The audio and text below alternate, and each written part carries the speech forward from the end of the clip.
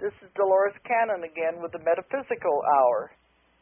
And I don't know about you guys, but I'm sitting here in Arkansas on top of the mountain, and we're waiting for a major ice storm to hit. It's coming in through Oklahoma tonight, and we have been so spoiled. It's been in the 60s, and it's been beautiful. And now it's coming in through Oklahoma, and it's supposed to hit tonight and this weekend. And, we get so spoiled, we're not used to having bad weather. My only problem is I'm out in the middle of nowhere, and I have clients that fly in to have private sessions, and I don't know how I'm going to be able to get in to see them if the roads get icy. But you just got to cross one bridge at a time anyway. All right, I have a very special guest tonight, but before we go, let me give you the toll-free number.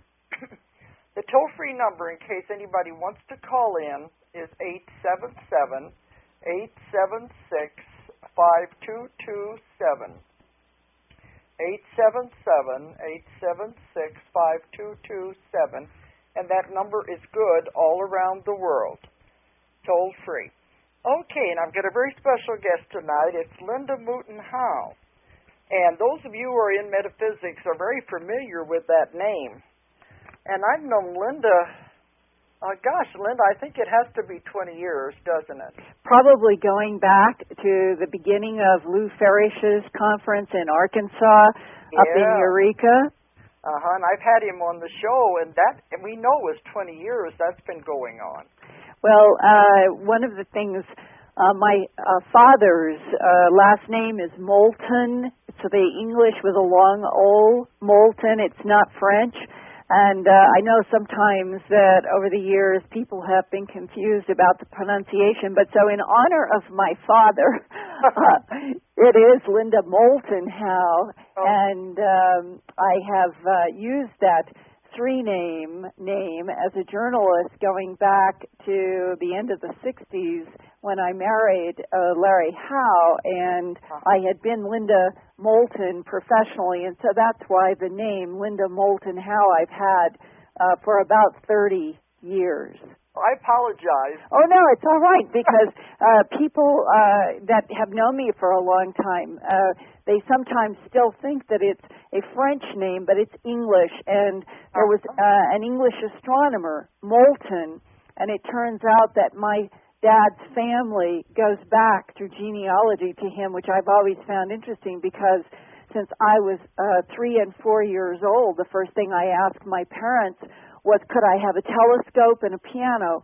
And I have been interested in the sky, in stars, and astronomy since I was old enough to walk.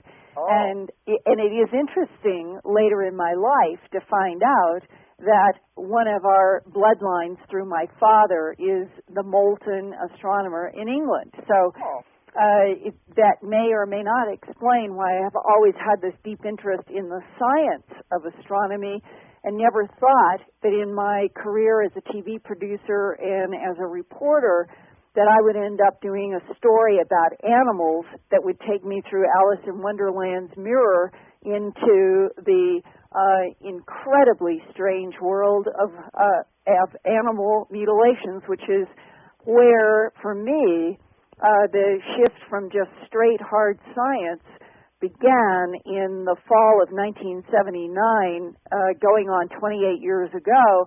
And I remember I was director of special projects at the CBS station in Denver, and all of my career up to that point, I had graduated from Stanford University in 1968 with a master's degree in communications, and I was making documentary films for television and doing news, and I had been hired to be director of special projects at the CBS station in Denver.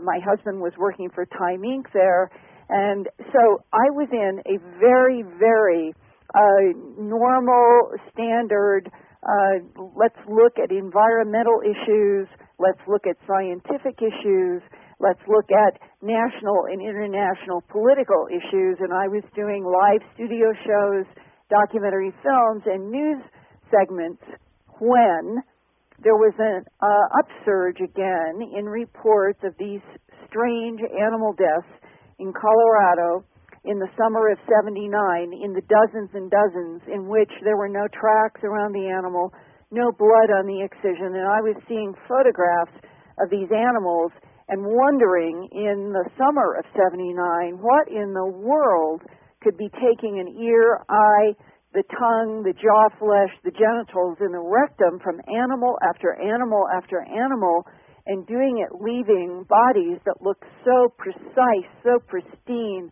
It was the lack of blood and the lack of tracks, and I wanted to see if I could find out more, and I was in the middle of it was actually a documentary involving actors and music and stage and theater. What a juxtaposition. And when I finished that project and got to the fall and was thinking, what am I going to do next? That, Doris, is when I went to my first, I remember the very first phone call with a sheriff who had been quoted in one of the newspapers. And when I called him up and asked if I could come and see him, that led me to Tex Graves up in Sterling, Colorado. And one of the most amazing days that I have ever spent in my life, which I can tell you more about, but I'm setting up how all of this began for me, and that there was nothing in my life that I thought would take me to the Alice in Wonderland world of extraterrestrial biological entities. Well, that was what I was going to ask you anyway. I always start off with people telling me their background and how they got into these things, and you just did a wonderful job of setting the stage there. Well, thank you. It is interesting to me how all this has unfolded. Well, I just want to make a remark before I forget about it. There's been a lot on the internet lately about that horse. Wasn't he the first horse that was found mutilated? Okay, there's, you know how urban legends start. And one of the things in life is when you actually do research, you find that most things that people think, they really are quite different. And in my first book, An Alien Harvest, that came out in 1989, 10 years after I did the television film, A Strange Harvest, I wanted to correct the facts. And the facts are that down in southern Colorado in September, it was September 9th, 1967, there was the Lewis family, and they had a big ranch down below the Sangria de Cristo Mountains around Alamosa, and they found a female, not a male, horse named Lady, not Snippy. And this is the horse that you see with it stripped from the neck up of all flesh.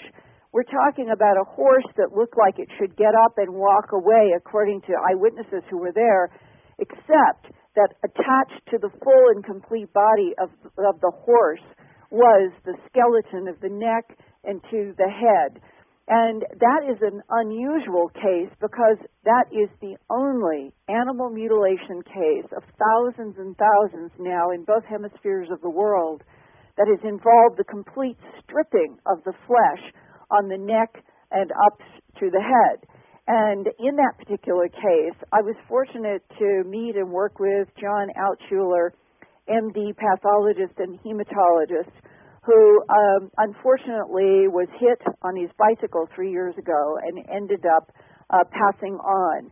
Oh. He had the courage to basically say, I'm not going to worry about the fact that this is a phenomenon linked to extraterrestrial biological entities. You bring me the tissue, you bring me the fluid, and he said, and I will do analysis and you can report it and I'll put my name behind it. And that's why in the books An Alien Harvest and Glimpses of Other Realities, that John Altshuler, an MD, pathologist, hematologist, a long list of degrees, highly respected in Colorado, had been there with the University of Colorado and other institutions going back all the way into the, I think it was into the mid-60s.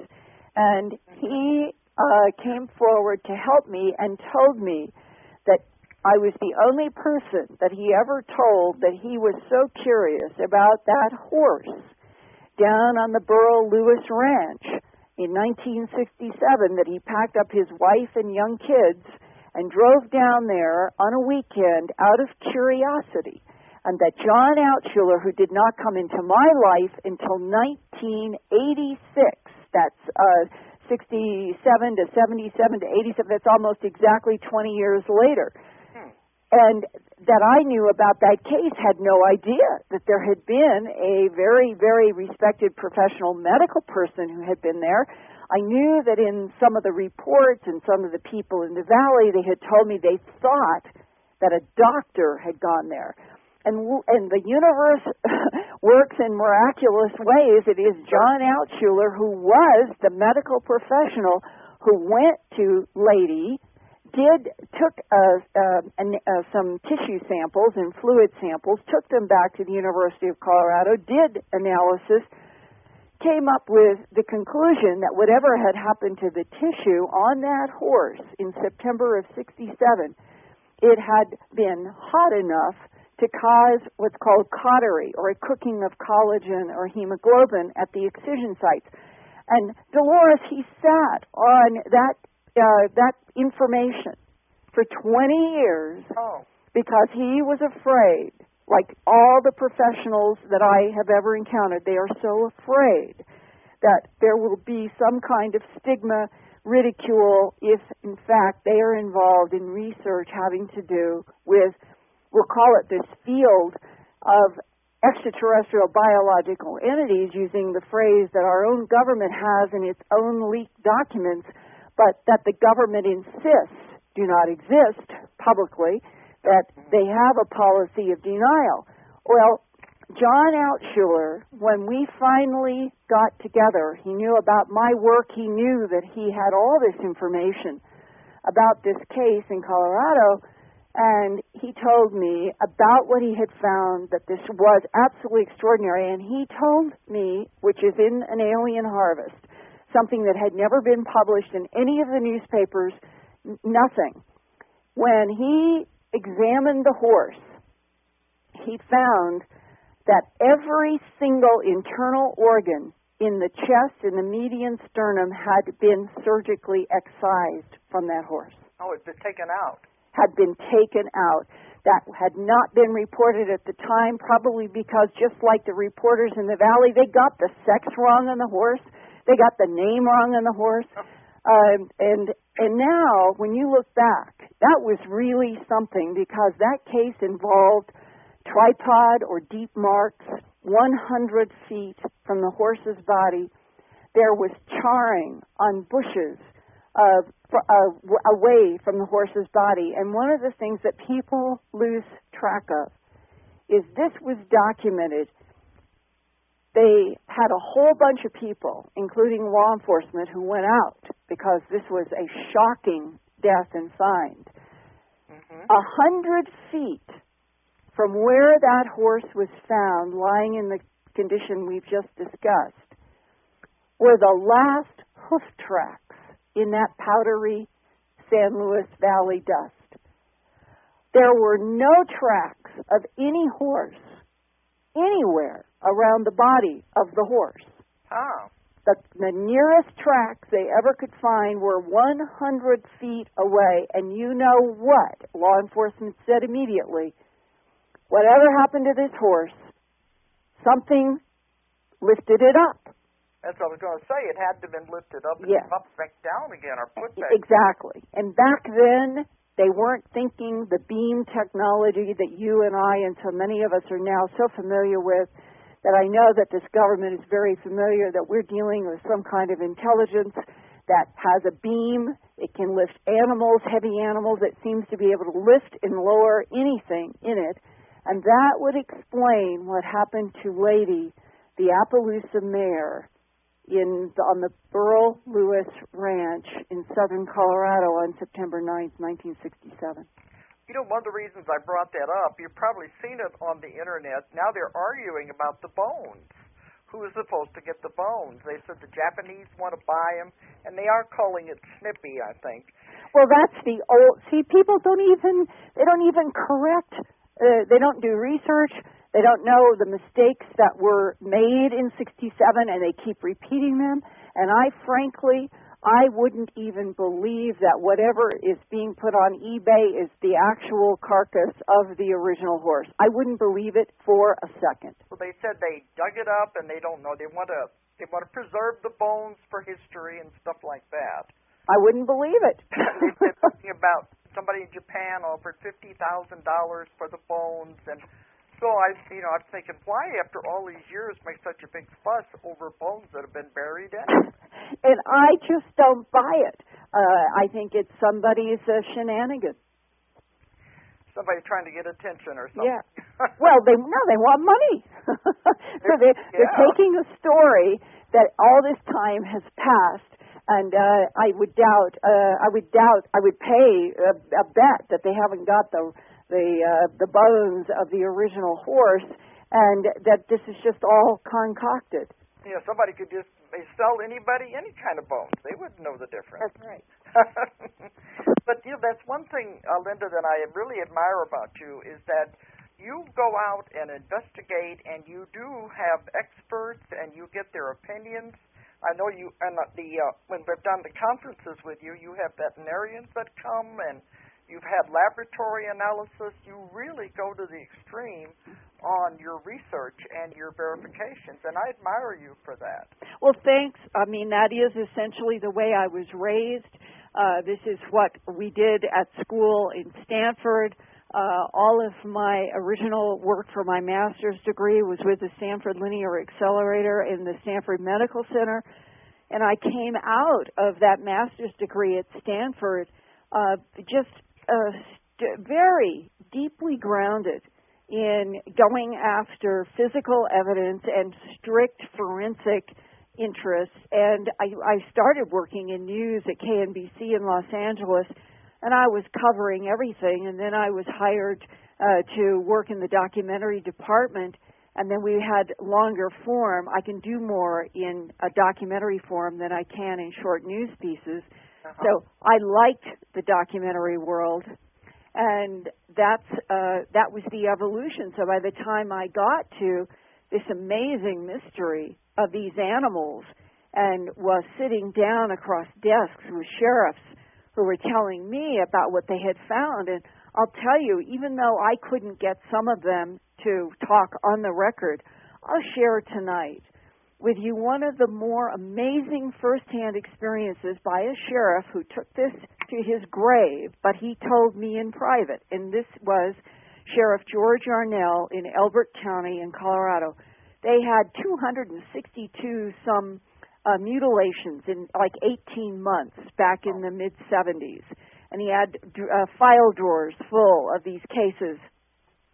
And he told me that they knew that when these big orange spheres, that a lot of ranchers thought their barn was on fire until the fire lifted up straight above the barn, and here it was a sphere that looked like reddish-orange fire. Deputies told me it's when those red-orange spheres showed up that we started having mutilations.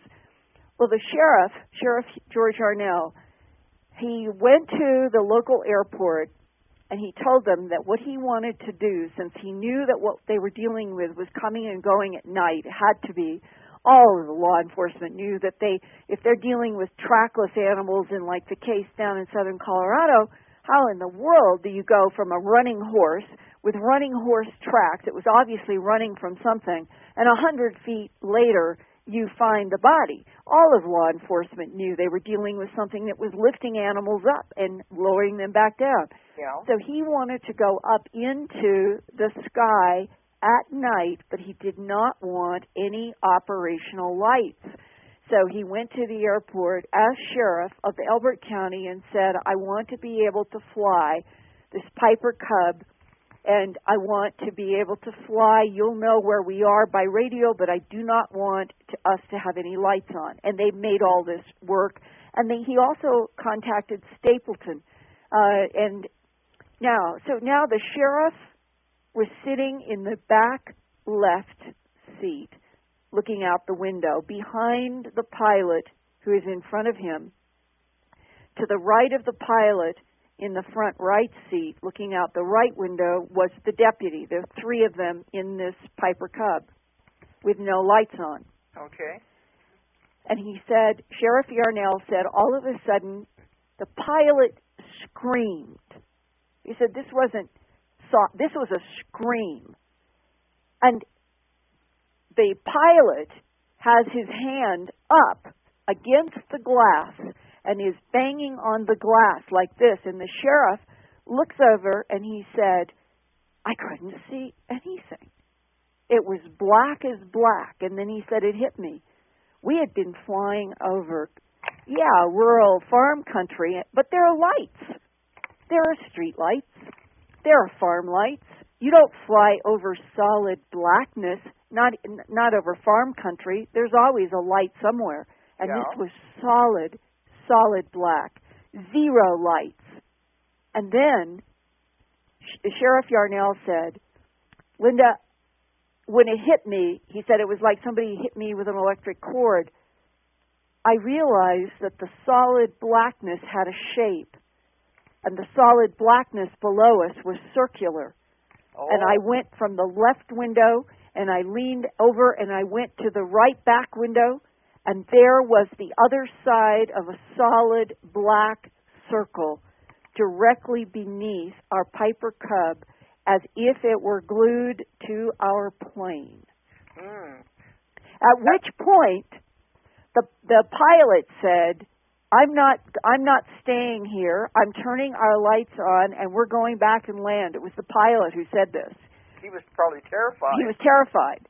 So the pilot turned the lights on, and immediately, whatever it was not there.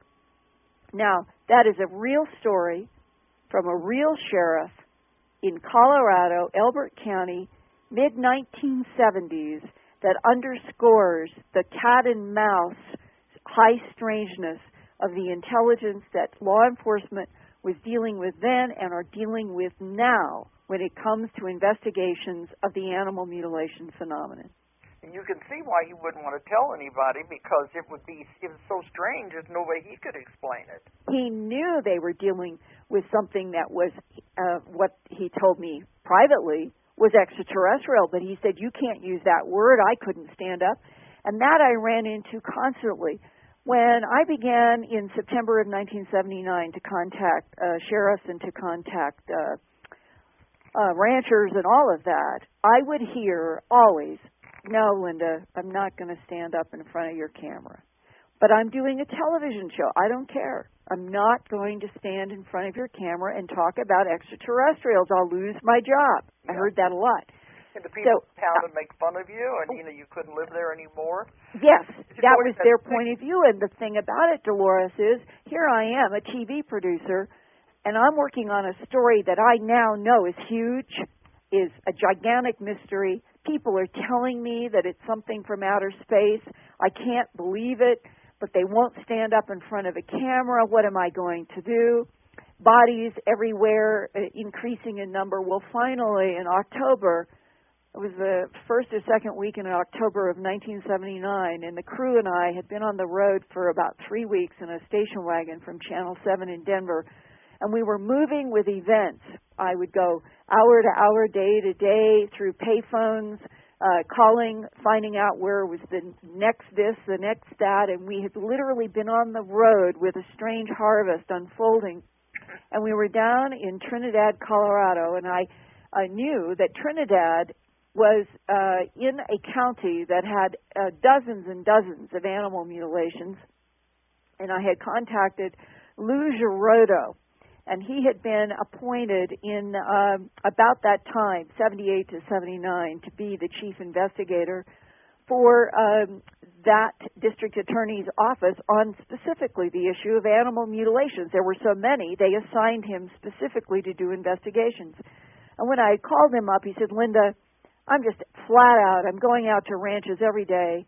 He said, we're just up to our hips in what's going on with these animals. And he said, but I could meet you at the office at 10 o'clock in the evening. So the crew and I showed up. We set up our lights. Lou Girodo is sitting across me. The camera is running.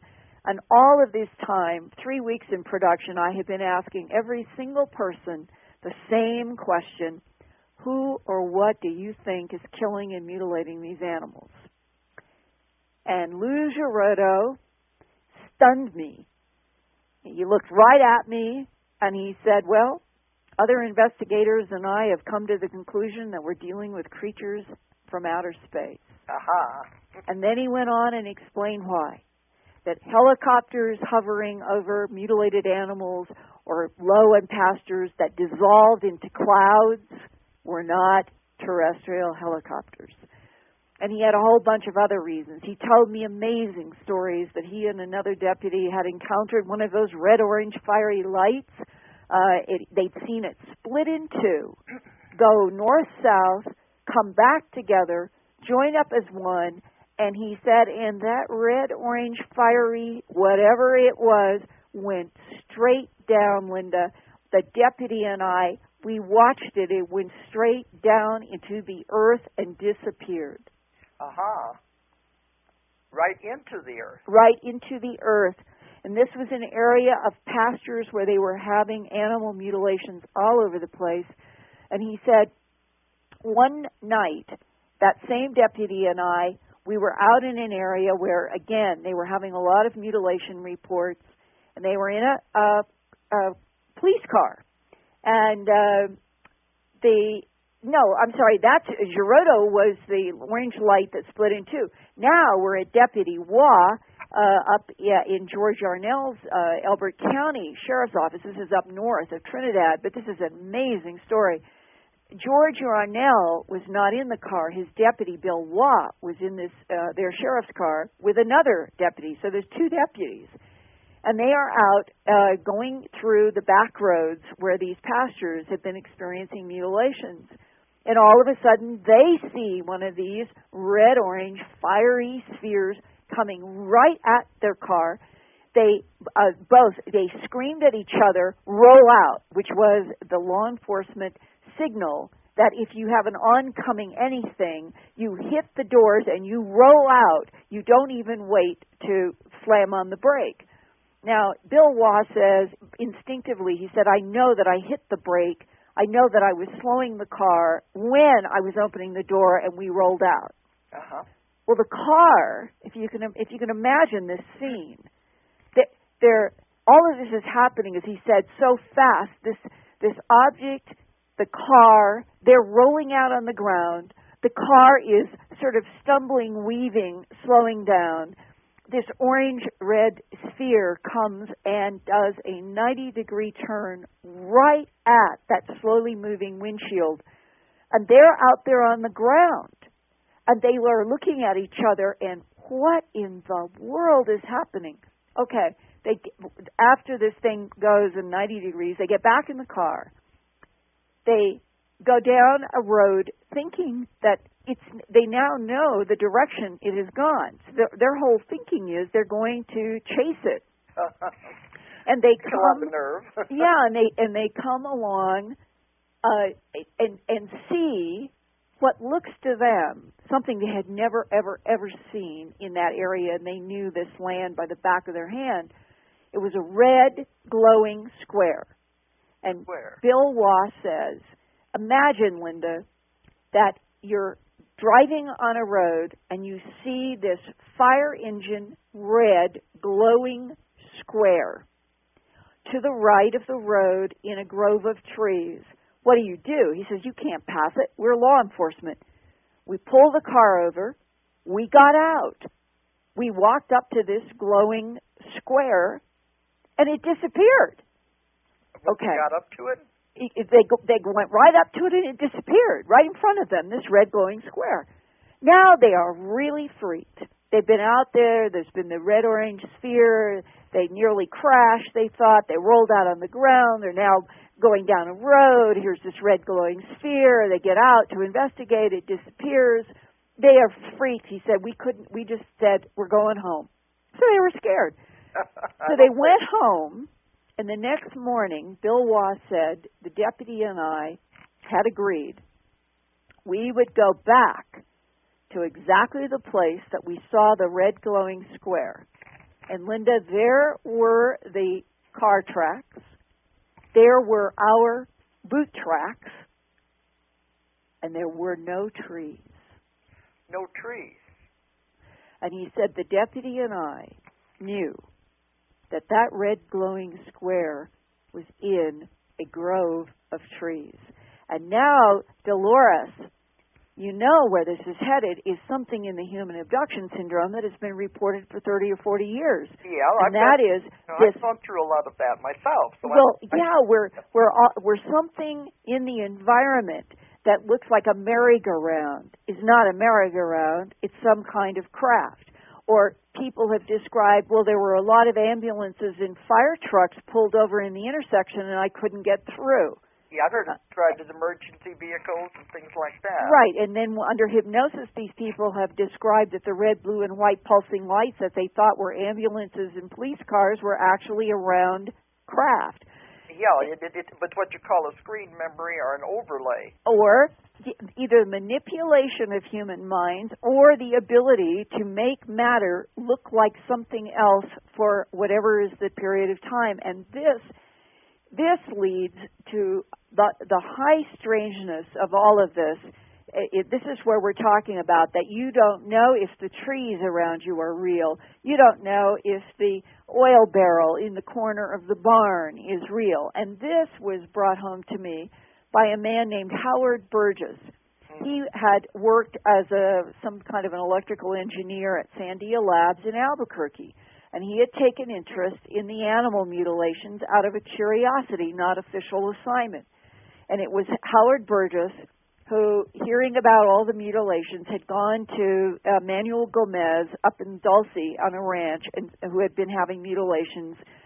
This was around 1977, 78, and asked him to get 100 cattle and run them through 7 different frequencies of black light that Howard Burgess brought up, and they put these rods of the black light over the corral chute, and when they ran 100 animals through, they found 7 or 8 that had very odd glowing patches on their neck and their chest, and they were all female, and they were all cows 6 to 7 years old, which at that time in 77 to 78 happened to be the majority of the animals being mutilated.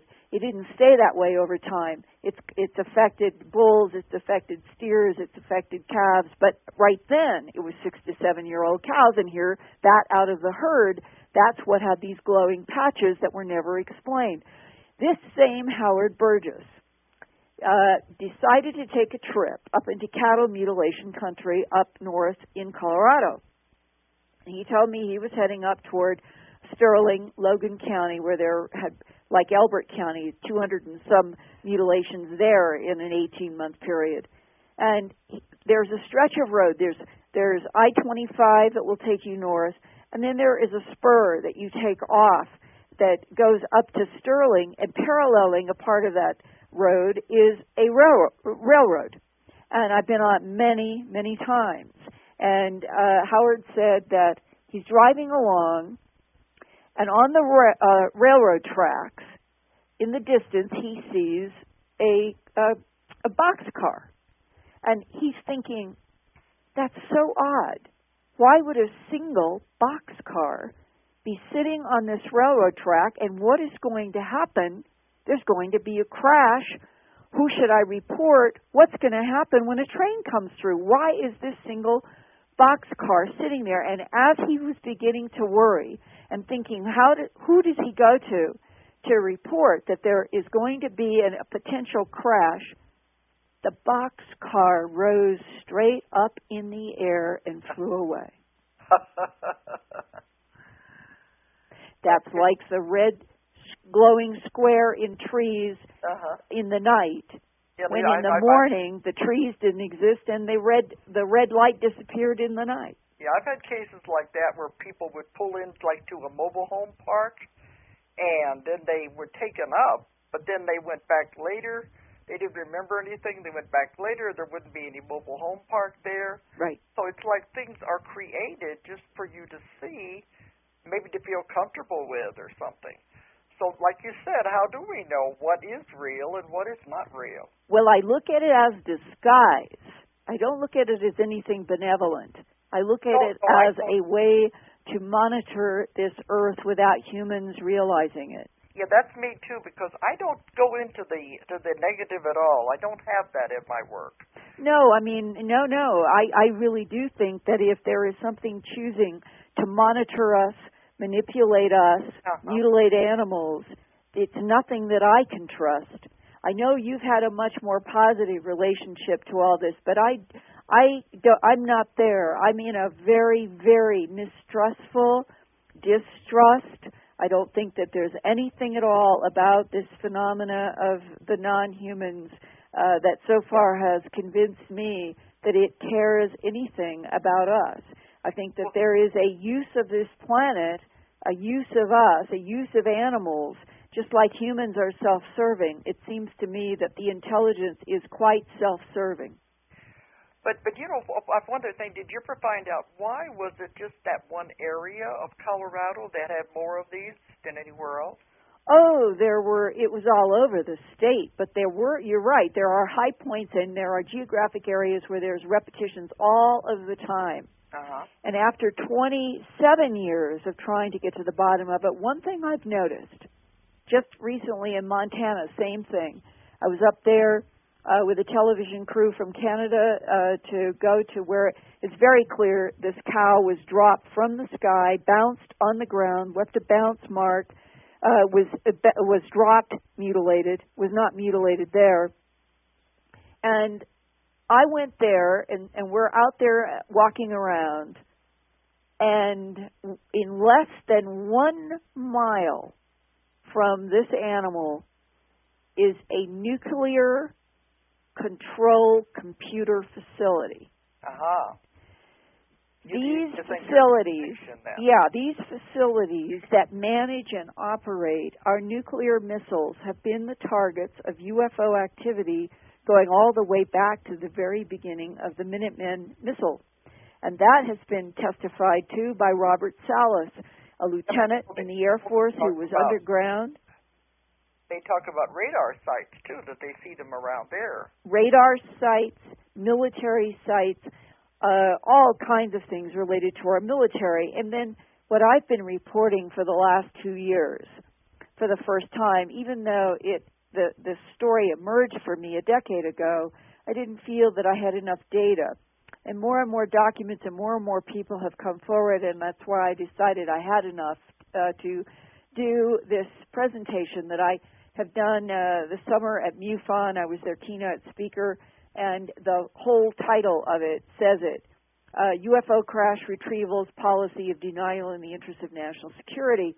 And the beginning of this information about our government attacking the DISC technology and the DISC technology retaliating big time came to me from a New Mexico state representative, Andrew Kistner, who during his representation in the government in New Mexico in the mid-90s found that a lot of people that worked at White Sands and at the Naval Research Laboratory that is housed at White Sands and has been since the 1940s were telling him off the record about their knowledge of this extraterrestrial presence and the fact that we had been trying to attack it since the 1940s with a variety of artillery and then rockets, and that this technology, obviously controlled by something highly intelligent, would retaliate by taking our V-2 rocket research missiles and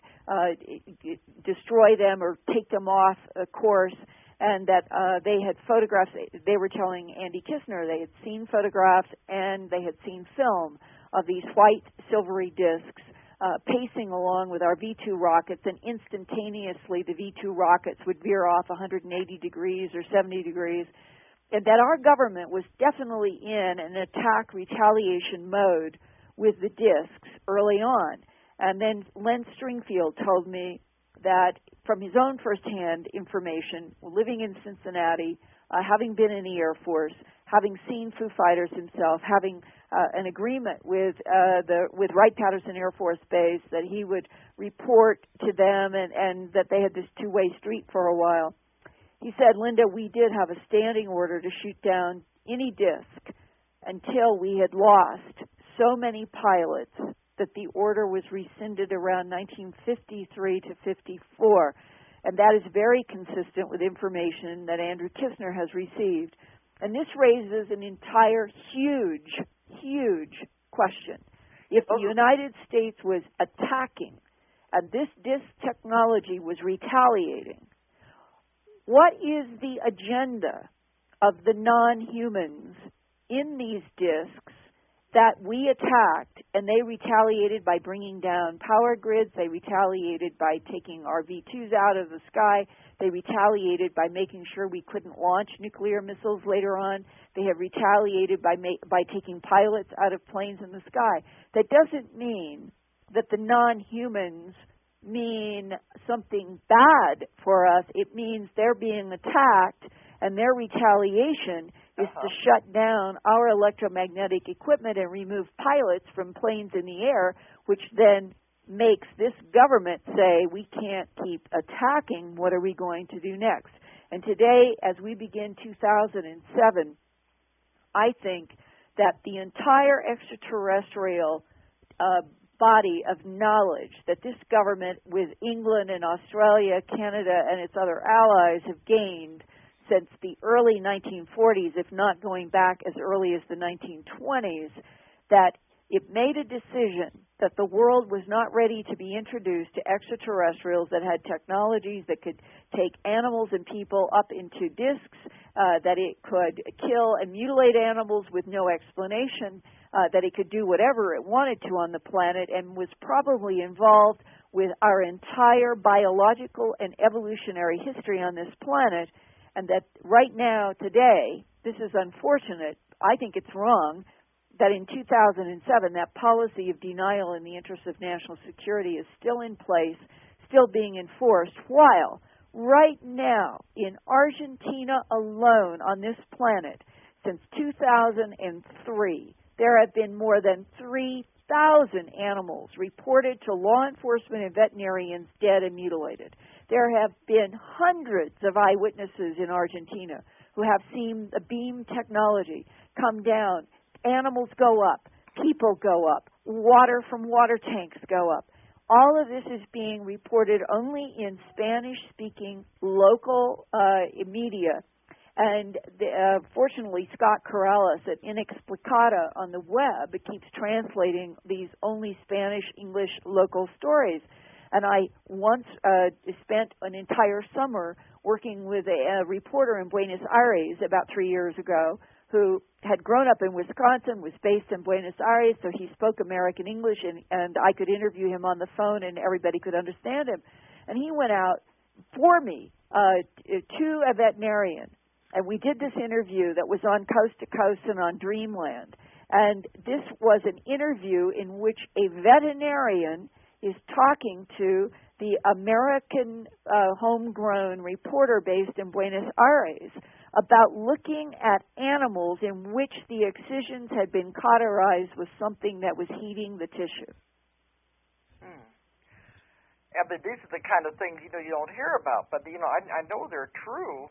But let me just throw in something, and I know it's ridiculous, but one of the explanations they always come up with is satanic worship, and they said that's what it is. And we know it's not anything to do with that. No.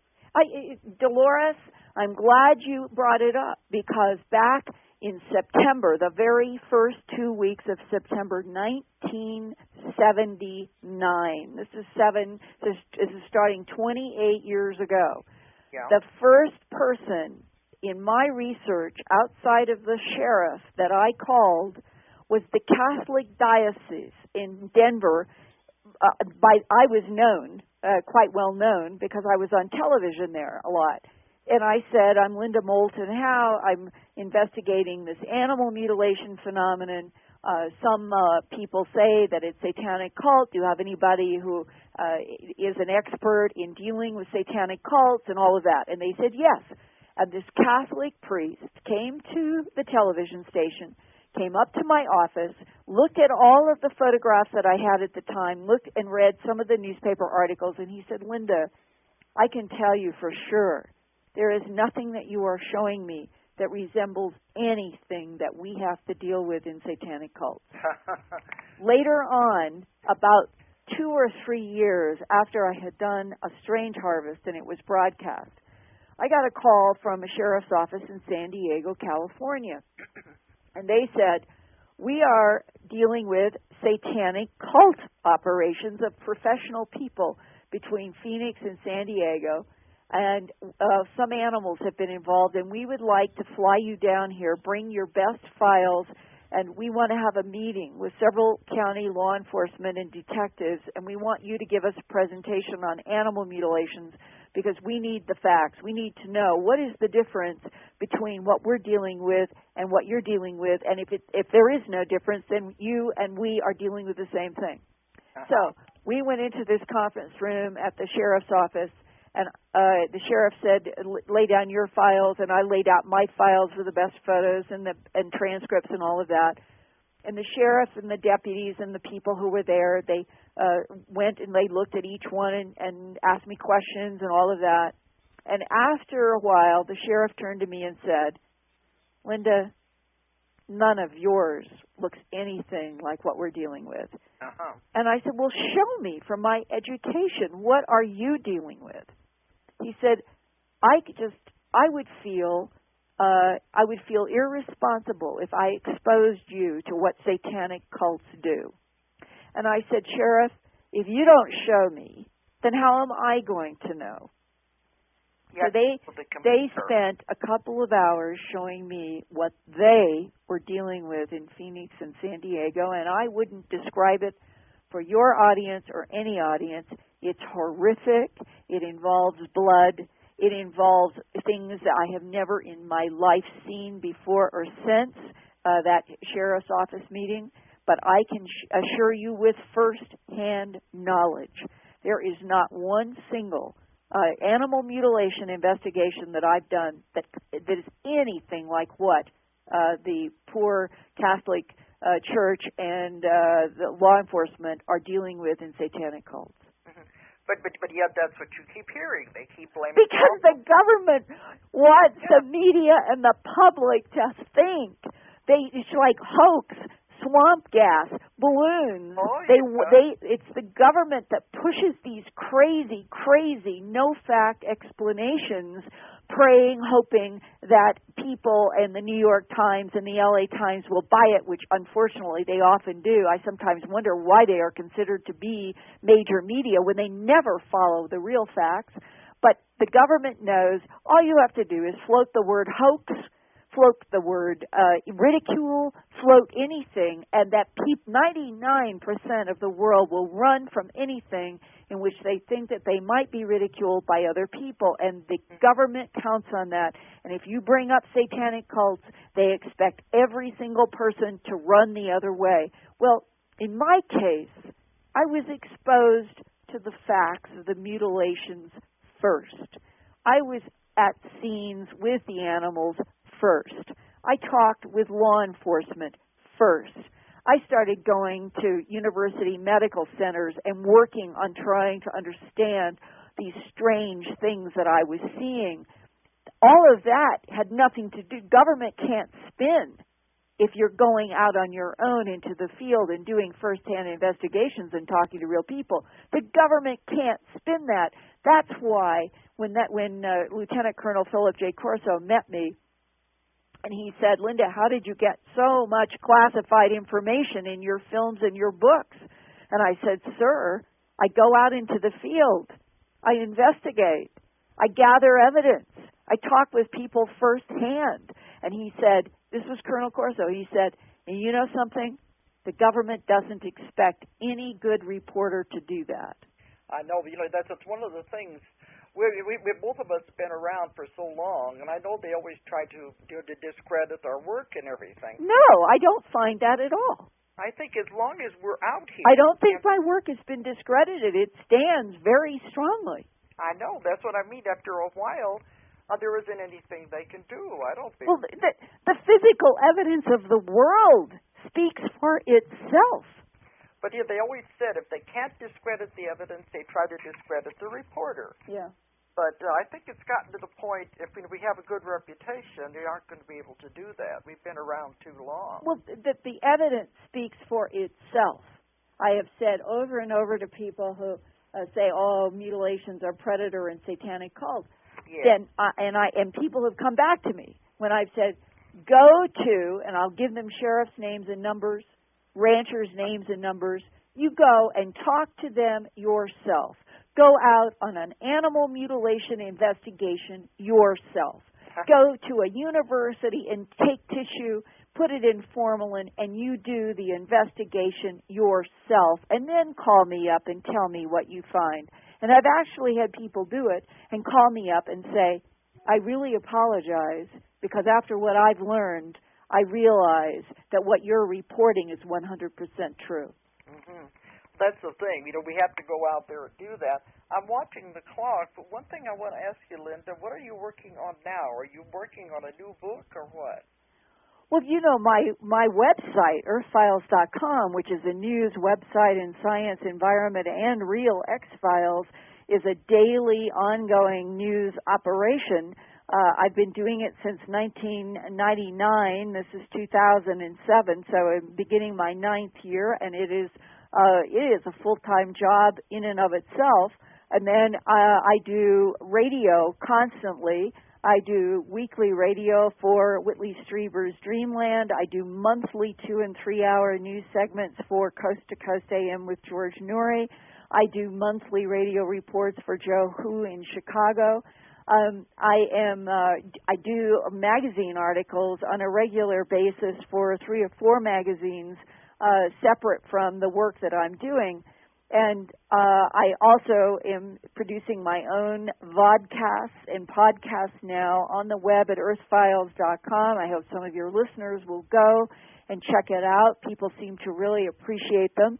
And I'm going to continue through Earth Files doing audio reports, radio reports, podcasts, vodcasts, documentaries, and it all complements whatever I also do on the radio, and it all is every single day. Every single day there are more stories coming to me than I can ever investigate. That, Dolores, is a testimony to how much is happening on this planet that falls into the category of high strangeness. And then if you go out of high strangeness into what is happening to our environment, in global warming, it's huge. Yeah. And then if you go into the breakthroughs in science that range everything from what we're discovering about our universe down to what is happening in nanotechnology, I cannot keep up. I have right now, I counted them yesterday, I have 500 different pages of different stories that I still have to go through from before Christmas. Oh, and this just is just saying to you, I'm working on so many stories all of the time in cycles, and the one I'm posting tonight is fascinating. It is about our sun. And right now there is an argument among astrophysicists. It's very confusing to them. It's very confusing to corporations that have satellites, including the government. They thought by now that they would have a very clear picture of what the space weather was going to be between now and 2012, which is the solar maximum period. And right now, NASA is saying that they think that this solar cycle, which should be starting now and increasing between now and 2012, will be the strongest in 400 years of record keeping. X-flares, maybe as many as 160, 180 sunspots, and we're talking about at solar maximum. Why is this important? We now have several thousand satellites that are orbiting our Earth, and everything we do now, we just don't realize how much of our lives are dependent upon satellites. Yes. If we go into a major solar maximum that is stronger than anything in the last 400 years, it can fry satellites, it can hurt the International Space Station and astronauts on it, it can interrupt TV and radio over and over, it can bring down communications, it can bring down power grids. And this is the funny thing. The sun is giving mixed signals. They've never seen it before. They don't know what it means. And I recommend for you and for your listeners to go to earthfiles.com In about an hour or so, it will be this story on Solar Cycle 24, the confusion of what's coming next. Intense. It will be up there with dozens of images and a podcast. It's a fantastic podcast. I have gotten what Stanford University physicists call the singing sun. It's a literal hum, a throbbing hum of our sun from radio that they have now put into audio files. And another is that they went through data going back decades of sunspots that had radio files, and they turned them into audio files. And when they're speeded up, 30-some years of sunspots and the sound of the sun, it sounds like a heartbeat. Aha. It's eerie. Oh, we could go on for another hour, but yeah. Well, go to Earth Files and listen to the podcast on our own sun, and that will be up tonight. So I can't give you a hotter report than that. Okay, because I'm watching the clock because he's going to pull the plug on me in a minute here. But I'll tell you, Linda, I am so honored for you to take the time to do this with everything else that you're involved in. Well, Dolores, I mean, it's called sharing about this planet and this universe. It's been my life, and being able to share it on everybody else's broadcast is part of my life, and I'm glad I could do it, and some point we'll do it again. And I know I'll see you in April at the UFO conference in Eureka Springs. Yeah, it's definitely one of the best in this country. And we've been a regular there for 20 years, and that's where we always meet up. Yep. Okay, well, I'm going to have to sign off anyway, and thank you again. It's been a really pleasure to have you on the show. Happy New Year, Dolores, and Happy New Year to your listeners. Okay, the same to you. All right, good night, everybody. Good night. If you enjoyed the show, check out more of our other videos, and be sure to subscribe and click the like button. Thank you for listening to the Metaphysical Hour with Dolores Cannon.